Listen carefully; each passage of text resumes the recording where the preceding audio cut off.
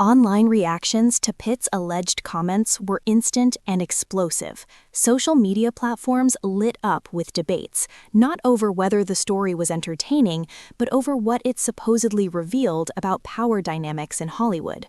Fans of Pitt framed the moment as someone finally drawing a line.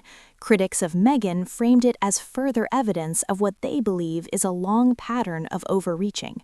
Supporters of Meghan, meanwhile, argued that the entire narrative felt suspiciously familiar, another story built largely from unnamed sources, selective memories, and media framing.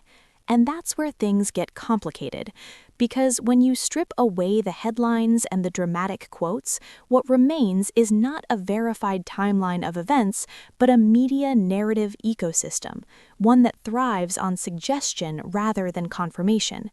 Entertainment journalists have pointed out that stories like these rarely emerge in isolation.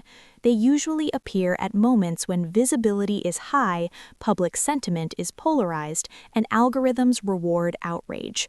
A short quote becomes a headline becomes a storyline becomes a pattern, and once a pattern exists, every unrelated past anecdote is suddenly pulled in to support it. That's exactly what seems to be happening here.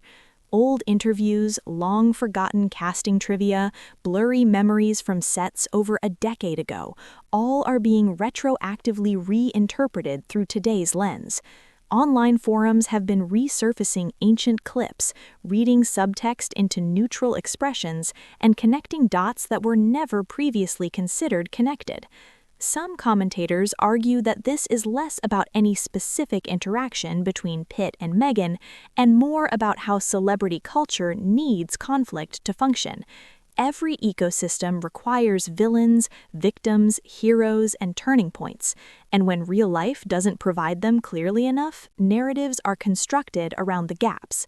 Several media analysts have already flagged this story as a classic example of narrative escalation.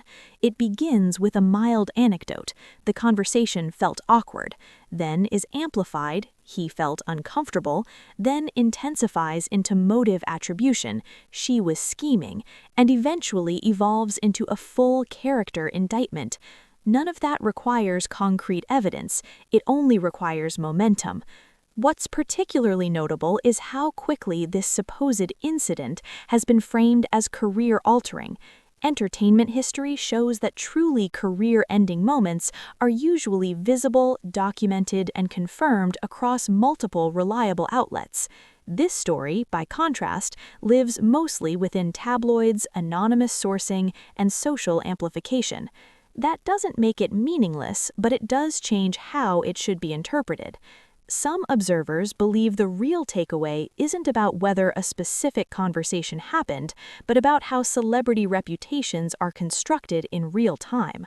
One viral clip, one quote, one anonymous insider, and suddenly an entire persona is reshaped.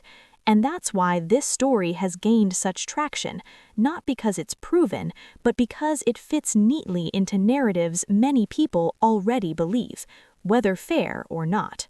As the story continued to spread, something else became impossible to ignore: how differently the same narrative was being interpreted depending on the audience.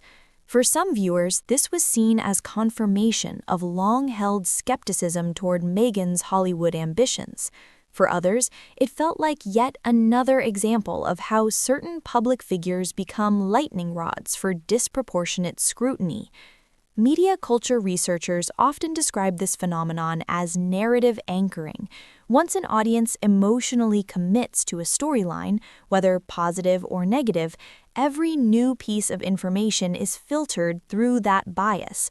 If the audience already believes someone is overly ambitious, then networking becomes manipulation. If they already believe someone is private and dignified, then distancing becomes setting boundaries. The facts themselves often become secondary to the framing. This is why so many entertainment analysts have urged caution about treating this story as a definitive account of events. No full recording of the alleged interview exists in the public domain. No direct confirmation from verified representatives has been published in major outlets. Instead, the story circulates in fragments, a quoted line here, an unnamed source there, a paraphrased reaction somewhere else. Yet the emotional impact is real. YouTube commentators have built entire segments around the narrative. TikTok edits have dramatized it. Fan accounts have turned it into serialized content. And once something becomes content, it takes on a life of its own. The story evolves not based on evidence, but on engagement. Several public relations experts have weighed in on this dynamic. According to them, high-profile figures often become symbols onto which the public projects broader cultural anxieties: authenticity versus ambition, privacy versus publicity, old Hollywood versus new celebrity branding. In that context, this story functions less as a report about two individuals and more as a cultural mirror. That's why the same headline can spark wildly different reactions. Some viewers see a powerful actor asserting boundaries in an industry that frequently blurs them. Others see a familiar pattern of selective storytelling that disproportionately targets certain figures. Both interpretations can coexist because the narrative itself is built on perception, not verifiable documentation. And that's the critical detail often missing from viral coverage. Perception is not proof. What makes this moment particularly fascinating is how quickly it has been framed as a career-ending event. Entertainment history doesn't support that kind of instant consequence. Careers rarely end because of a single rumor cycle. They evolve slowly, shaped by long-term audience perception, professional output, and strategic choices. So rather than asking, did this end someone's career, a more realistic question might be, why did this story resonate so deeply right now? Some analysts suggest timing plays a role. Periods of low public visibility often invite heightened speculation. Others argue it reflects a broader shift in how audiences consume celebrity culture: less forgiving, more polarized, more reactive.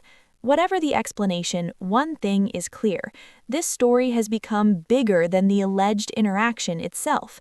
It has transformed into a case study in how modern celebrity narratives are created, amplified, and consumed, and we're still in the middle of it. What often gets overlooked in viral celebrity narratives is the machinery behind the scenes. Stories don't spread simply because they're true or false. They spread because they are emotionally engineered to travel. Conflict travels, shock travels, outrage travels. Subtlety does not. Digital culture thrives on clear heroes and villains. Platforms reward strong framing, not nuance. That's why complex human interactions are frequently compressed into click-friendly storylines. One person is exposed, the other is empowered.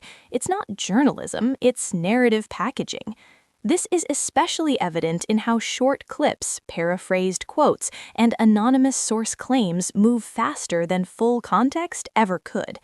In this particular case, most versions of the story follow a familiar arc: an alleged uncomfortable encounter, a powerful figure drawing a boundary, a narrative of ambition versus authenticity, a public figure becoming a symbol rather than a person. Once that arc is established, every new detail gets absorbed into it, even when those details are speculative, exaggerated, or entirely unverified. Media scholars refer to this as confirmation architecture. The audience isn't necessarily seeking truth, they're seeking emotional consistency. They want the story to feel coherent with what they already believe, so the algorithm delivers content that reinforces that structure. That's why you'll notice that different commentary channels present dramatically different versions of the same situation. One frames it as empowerment, another frames it as rejection, another frames it as conspiracy. Each version attracts a different emotional audience, and none of them are required to prove anything. What's even more interesting is how quickly audiences begin speaking in absolutes. This definitely happened, or this proves everything. But in reality, most celebrity narratives today are built on inference, not evidence. Publicists speak in vague language. Anonymous insiders offer quotes that can't be verified. Clips circulate without original context. It becomes less about reporting and more about storytelling. This doesn't mean the people involved have no agency. It means the ecosystem itself incentivizes distortion. Even genuine discomfort, if it exists, can become amplified into something far larger than intended. Even a casual comment, once filtered through dozens of commentary layers, can become something unrecognizable. That's why many public figures now speak extremely cautiously, not because they're hiding, but because they understand how easily a single phrase can become a narrative weapon. In modern celebrity culture, you are no longer just a person, you are a character in an ongoing, crowd-written storyline. And once the audience assigns you a role, it becomes very difficult to escape it. That's the real tension underneath stories like this, not just who said what, but how quickly identity gets constructed by public consumption, how reputation becomes less about lived behavior and more about viral perception, which raises the most important question of all. Who benefits most when a narrative like this explodes? Because the answer is rarely the people actually involved. Once a narrative reaches a certain size online, it stops belonging to the original participants and starts belonging to the audience. This is where things become truly powerful and truly dangerous. At this stage, content creators begin competing not over accuracy, but over intensity. One channel makes the story sound shocking, another makes it sound tragic, another frames it as proof of long-term patterns, another turns it into psychological analysis. Each version adds emotional seasoning, tone, music, pacing, facial expressions, dramatic pauses. The facts, whatever they were originally, become background props. The real product becomes emotional engagement. That's why two viewers can watch 10 different videos about the same story and walk away with completely different impressions of what happened.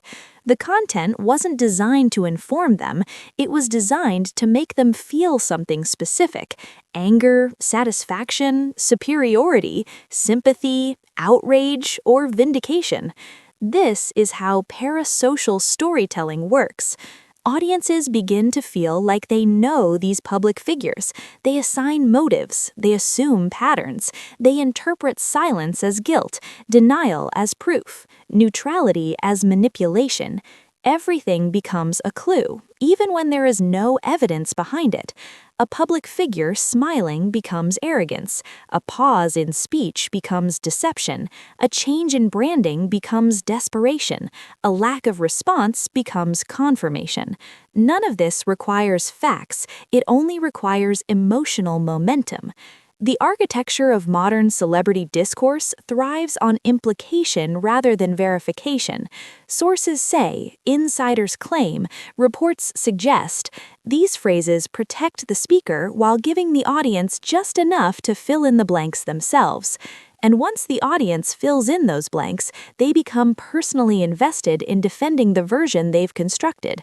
That's why debates around public figures become so heated.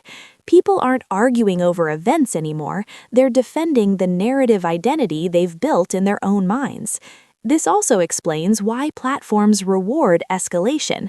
The calmer, more nuanced a take is, the fewer clicks it receives. The more definitive, dramatic, and absolute it sounds, the more it spreads. Something may have happened doesn't go viral. This exposes everything does. It's also worth noting that gender plays a significant role in how these narratives are received. Women in public life, particularly ambitious women, are disproportionately framed as manipulative, calculated, or threatening. Behaviors that are praised as strategic in men are often condemned as scheming in women. This doesn't mean all criticism is invalid. It means the lens through which stories are filtered is rarely neutral. Once a person becomes a symbol of ambition, controversy, rebellion, elitism, or disruption, their actual actions become secondary to what they represent in the cultural imagination. At that point, any story about them will be interpreted through that lens, regardless of nuance. This is where commentary channels thrive. They aren't documenting reality, they're curating emotional narratives for an audience that wants coherence, not complexity. And complexity, unfortunately, doesn't monetize well. By the time a story reaches its final phase online, it no longer needs new information to survive. It runs entirely on momentum. The comments sustain it. The reaction videos amplify it. The duets, stitches, remixes, and threads extend its lifespan long after the original claim has faded into irrelevance. At this stage, the narrative becomes self-perpetuating. Creators begin referencing other creators. Viewers begin citing comment sections as evidence. Everyone saying this becomes the new validation. Popularity replaces verification. Repetition replaces proof. And the longer a narrative circulates, the more legitimate it begins to feel, even if it was built on speculation from the start. This is the ecosystem modern audiences live in. A story doesn't need to be true. It only needs to be emotionally satisfying. It needs a villain. It needs a hero. It needs a betrayal. It needs a climax. It needs closure. And when reality doesn't provide those elements naturally, commentary culture manufactures them. That's why stories involving powerful, polarizing figures are especially profitable. They already come preloaded with public bias, existing narratives, and emotional investment. Creators don't have to build tension from scratch. They simply plug into a current that's already flowing. The audience isn't just consuming a story, they're participating in it. Every comment, every like, every share becomes part of the performance. People don't just watch the drama, they join teams inside it. And once identity becomes tied to perspective, I support this person or I see through this person, logic becomes irrelevant. The narrative must continue, even if it contradicts itself. This is where discernment becomes essential, not for creators alone, but for audiences too. Because attention is power, narrative is power, repetition is power. And when enough people repeat the same emotionally framed version of events, it begins to shape reputations, careers, and public perception regardless of truth. The modern media environment doesn't reward balance, it rewards certainty. It rewards outrage. It rewards extremes. It rewards the boldest take, not the most accurate one. And until audiences collectively begin rewarding nuance instead of noise, this cycle will continue. Stories will escalate, commentary will intensify, public figures will become caricatures, speculation will become entertainment, not because it's right, but because it performs. And that, more than any single rumor, quote, or interview, is the real mechanism driving everything people see unfolding online.